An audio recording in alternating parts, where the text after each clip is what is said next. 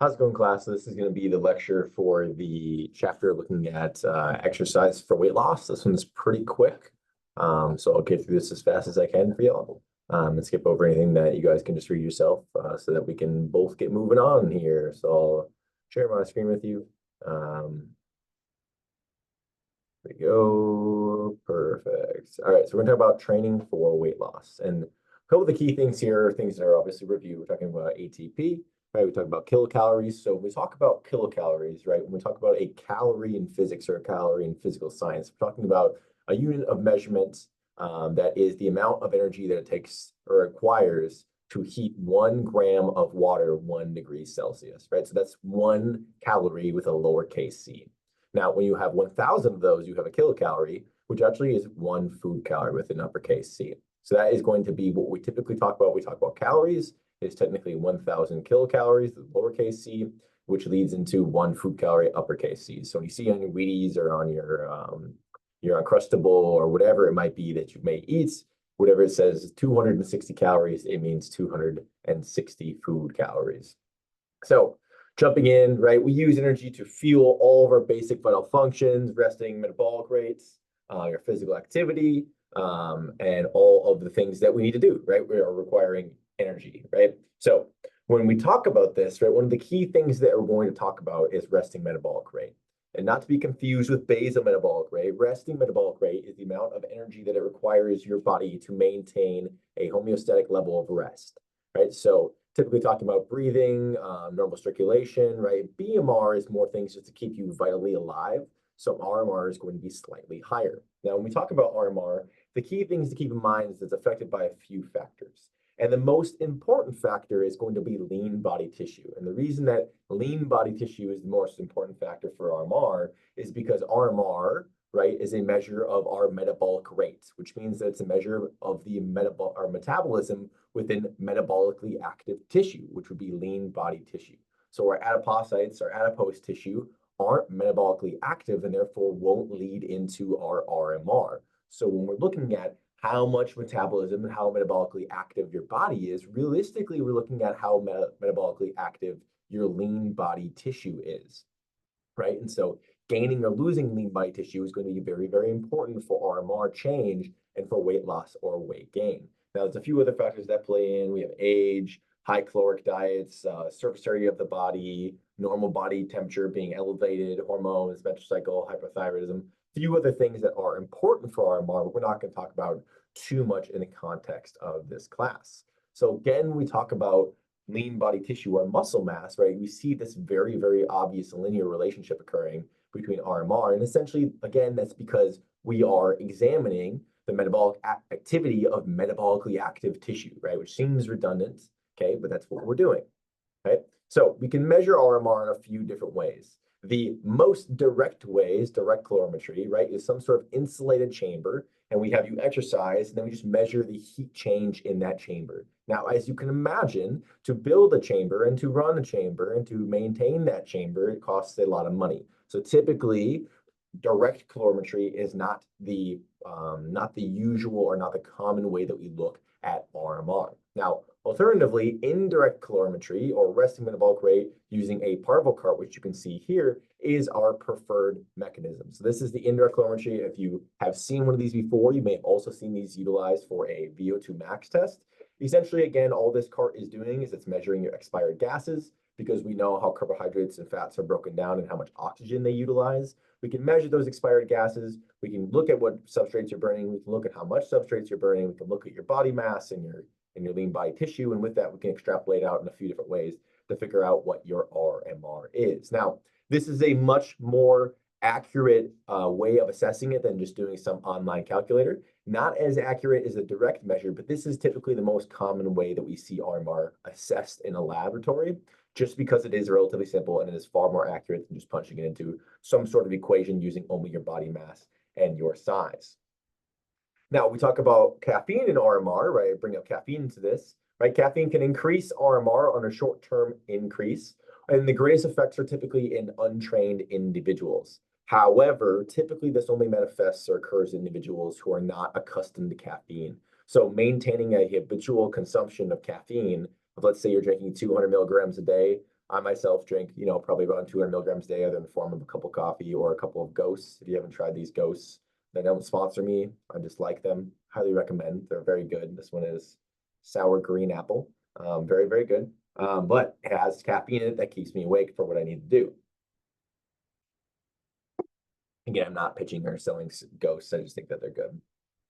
But what caffeine does, right, it elevates a few different metabolically active processes, which leads to a higher RMR. But again, if you're habitually consuming caffeine, eventually you're going to build a tolerance to it and it'll not raise your RMR like this. Really only raises it in individuals who are not used to RMR. I just kind of want to touch on that because we talk about different things that affect RMR, and this is one of the more common things people ask me when it comes to RMR, right? Talking about energy expenditure, right? And energy expenditure includes anything beyond RMR and the thermic effect of food. So any of your activity, right? Any of your exercise. And if we look back here, if we remember, right, we look at our different expenditures. Maybe I don't have it here. Ignore me. We look at our different expenditures. I'll probably get to it later. RMR is going to take up the largest portion of our daily energy expenditure, right? That's why diet is so important when it comes to weight loss or weight gain. Obviously, exercise is important because it stresses your muscles and that builds tissue and you burn calories and you burn substrates and a variety of different things. But when we talk about energy expenditure, we're talking about whatever's on top of RMR. And RMR typically takes up about 60 to 75% of your daily caloric intake or daily caloric burn, right? So the energy expenditure is going to be anything above that when we talk about exercise, right? So if you're walking, running, doing your high intensity interval training, anything like that, right, you're going to be adding on to your RMR to get to your total caloric total caloric burn for the day, right? Now, there's a few different ways to estimate physical activity. Again, the most appropriate, the most direct measure, most accurate measure is going to be some sort of indirect calorimetry, right? But there is different things that you can do, different equations you could find online to guess what your total energy expenditure would be on top of your RMR. Now, the thing to keep in mind with these different equations or things you need to keep at the forefront of your thought here is that the idea that these are based on very specific populations. So certain equations are going to be built for young adult females or for overweight males or for D1 athletes or elderly individuals or whatever that might be. If you want to get the most accurate estimation of your energy expenditure, you're going to need to find an equation that's built for your specific population. Now, you can look through Google, you can look through textbooks or whatever it might be. Typically, it'll say in their examples, whatever it might be, what the target population for that equation is. And another really good way to go about this is to find a few different equations. So if you don't have access to indirect calorimetry, right, the best way to do this is just to find 2 or 3 different equations, figure out what their estimation of your RMR is, and then average them. And then you can use this for clients as well if you're doing athletic training or personal training or whatever it might be. Sometimes there's not a very specific equation for your population. Usually there are for most, but if you can't find one, find an estimation and an average of a few that are very, very similar, and you can kind of use that to estimate the RMR itself. Excuse me. So something we'll talk about here is energy expenditure on top of RMR. And the way that you probably think about energy expenditure and caloric burn is probably in the manner of this additive model here. So, right, so you have your RMR, which is your baseline, and then any physical activity that you do on top of your resting is going to be added to your caloric burn. So let's say your RMR is 2,500 calories. If you burn 500 calories during exercise, it'll amount to 3,000 calories, and therefore you've burned 3,000 calories throughout the day. Now, what we have found more recently in this type of literature is that the idea that it's not technically or not typically an additive model in anyone except for novel or untrained individuals. So when you begin training, when you're not that far into your training cycle, you'll typically see this additive model kind of manifest. However, as you become more well-trained, and especially if you're at least a somewhat well-trained or you're an elite athlete, realistically what happens is you see this more constrained model. So when you increase your physical activity, what realistically happens is the body kind of pulls back energy expenditure towards some other things within metabolism to kind of even out the amount of energy that you're going to be expending each day. So what you're seeing realistically here is because physical activity is so high, your body kind of rests more efficiently in a way in other portions of your life where you burn more, or excuse me, you burn less calories doing other things during your daily activities of living to kind of keep you from continuing this additive model. And this makes sense. We have individuals previously throughout our evolution that are extremely physically active, it would make sense that our bodies have adapted to be more restful at times of rest than if we were non-active. And essentially what this allows us to do is to save caloric burn. Right now, obviously, the intent for most of us is to either gain weight or lose adipose tissue, gain weight in the form of muscle or lose adipose tissue, but that's with ample food available. Throughout thousands of years of our evolution, we did not have ample food available. So it makes sense that we have developed over time when we are extremely physically active to be more restful during our times of rest.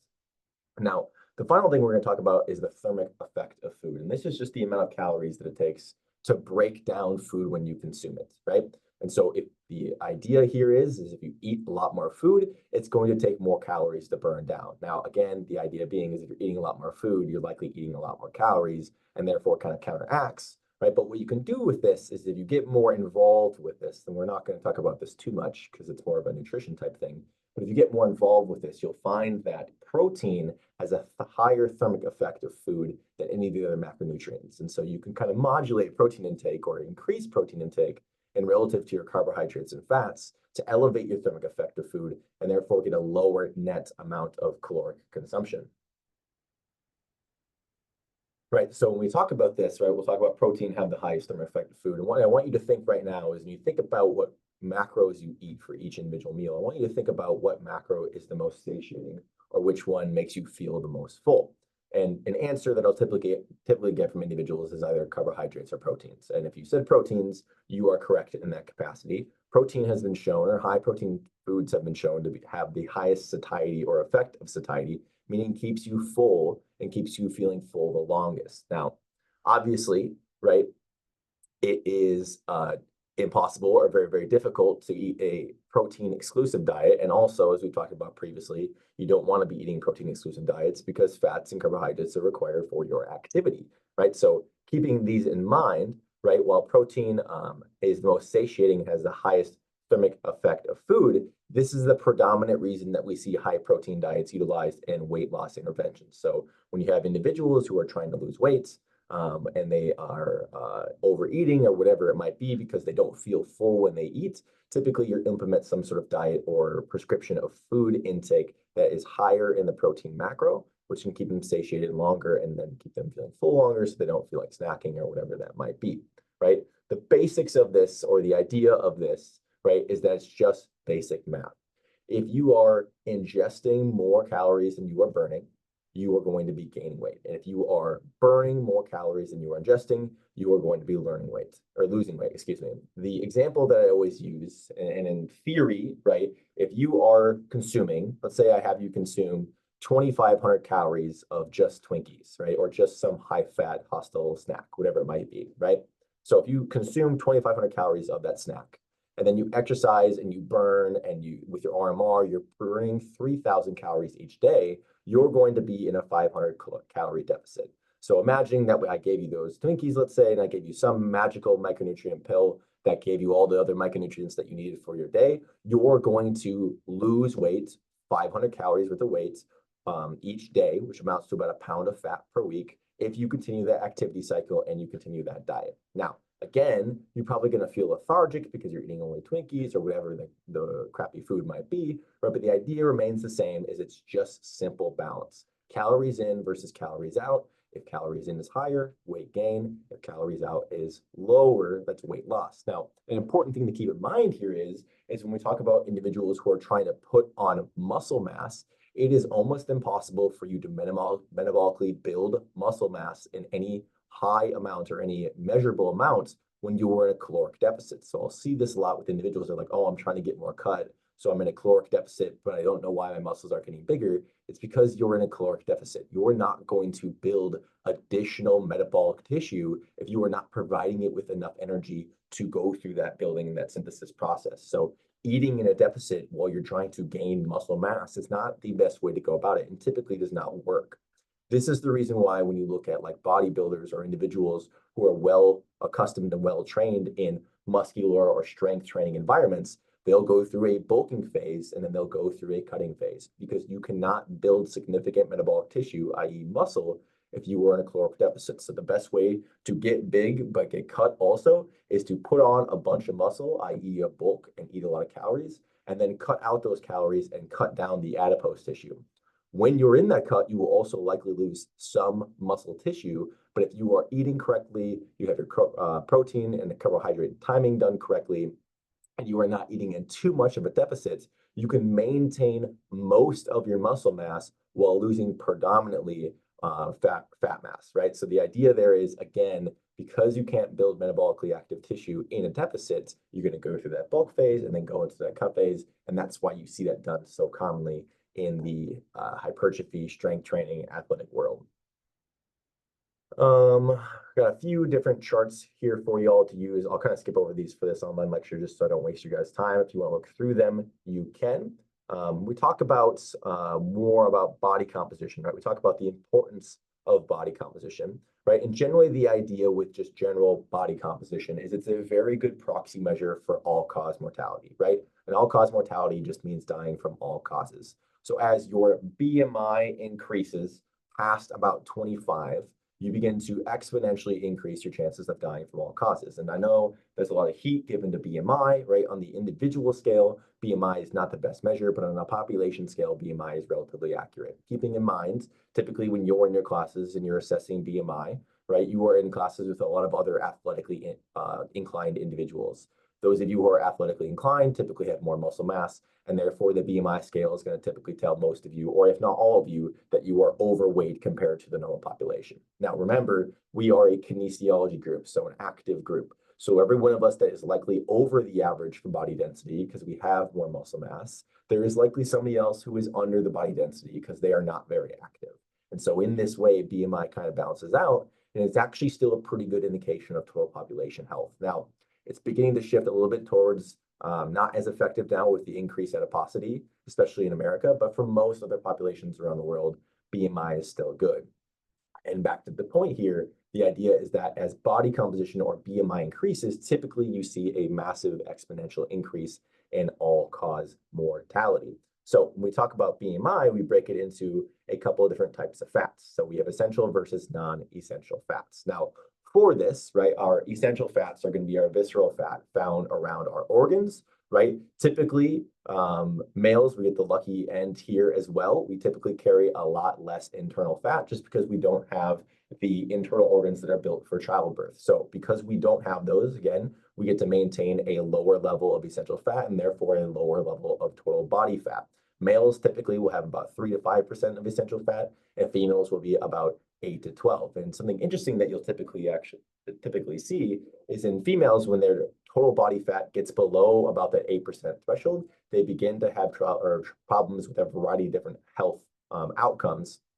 And this is why sometimes you'll see women who are in track or women who are in strength training environments, right, will not go through their menstrual phases in the same way or in a normal manner because they are so deficient in essential fats. So when we talk about adipocytes, right, one of the more important things, right, we look at obesity, right? I'll typically ask the class if we were in person what we think the most common or the most prevalent predictor of adult obesity is, right? So I'll give you a couple seconds here. What do you think the #1 predictor of adult obesity is?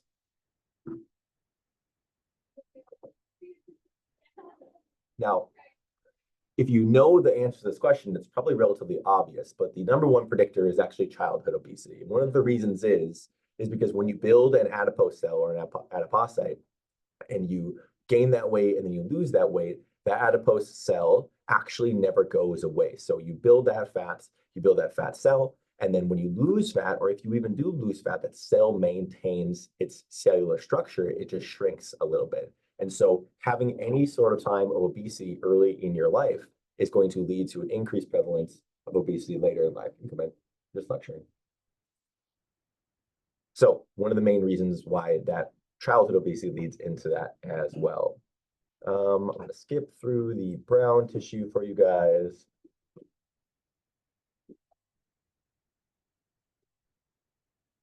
And we'll probably kind of end with this here. So the idea of weight loss, again, we talk about different factors that go into training. Again, the same thing is true for weight loss. So talk about weight loss being multifaceted, meaning there's a different problem or a different solution for every individual. So There are individuals who are predisposed to have increased adiposity. There are individuals who are predisposed to have increased training tolerance or increased training adaptability, right? It's important to keep in mind that when you are prescribing any sort of weight loss intervention for your individuals, that you keep in mind, or excuse me, that you interlay in a variety of different factors that are specific to that individual. And that's why it's so important upfront to have some sort of informational session or a questionnaire to see what their motivations are, to see what works for them, to see what's worked previously, right? And the general idea with weight loss interventions, specifically for lower activity individuals, is to find a very specific activity that is at least somewhat enjoyable to that individual. So typically the idea is you ask the individual, hey, what activities do you guys associate with the most, or what ones do you enjoy the most? And if you have individuals that are obese or overweight, you find whatever they're the most involved with or whatever they want to be the most involved with, and you can implement that one in the as one of your main interventions, and that is the most likely to get you adherence or people to adhere throughout the entire duration of your protocol. If you give them something like running or lifting, or they don't really like it, obviously they're going to be less likely to adhere to your protocol. So like I said, this one will be pretty short. Got through this pretty quick for you guys. If you have any questions, you guys can email me. Otherwise, hope you all have a good rest of your day.